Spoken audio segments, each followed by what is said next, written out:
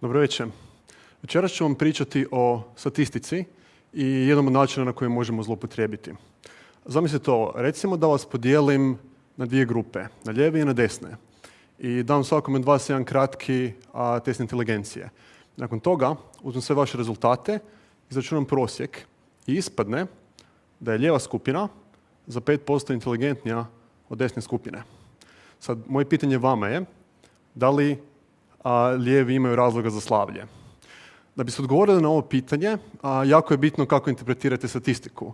Sad, znanstvenici su oni koji nam računaju statistiku, svi ostali ljudi, pošto ne znaju statističke metode, na neki način moraju se osloniti na to da im se statistika servira.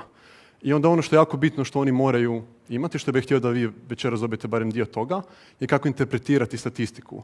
Jer u statistici interpretacija je sve. Zašto je to tako? Znači, dao sam vam primjer gdje imam dvije skupine, imamo razliku od 5% u nekom prosjeku. Vidite, problem sa prosjecima je što su to karakteristike grupa, ne pojedinaca. I jedna od najčešćih grešaka koje ljudi rade kada interpretiraju statističke rezultate je što uzmu te karakteristike grupe i pokušavaju ih primijeniti na pojedince. To su najčešće oni sami. Znači, ono što nas zanima je kako ja upadam u tu statistiku, kako to utječe na mene. A to je nešto što nam statistika zapravo ne govori. Razlog za to je zato što u svakoj skupini imamo razlika. Znači, statistike nam kažu razlike između grupa, ali u svakoj grupi imamo razliku. U svakoj i u lijevoj i desnoj grupi imamo razlike u inteligencijama. Imamo i visoko inteligentne ljude i nisko inteligentne ljude. To je nešto što ne možemo vidjeti u prosjecima. U prosjecima čak ne možemo ni vidjeti ako tražite najinteligentniju osobu, da li se ona nalazi u ovoj inteligentnoj grupi ili u neinteligentnoj grupi. I sad, ono što je bitno, znači da su te razlike unutar grupa puno veće nego razlike između grupa.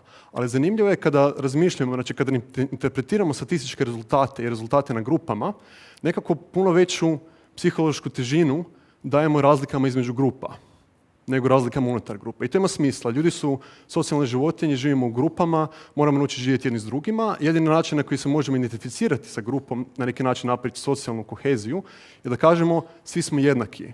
Unutar grupe smo svi jednaki, a jedine razlike koje postoji između grupa. I onda se ja osjećam nadmoćno zato što se nalazim u pametnoj grupi, to su ovi lijevi.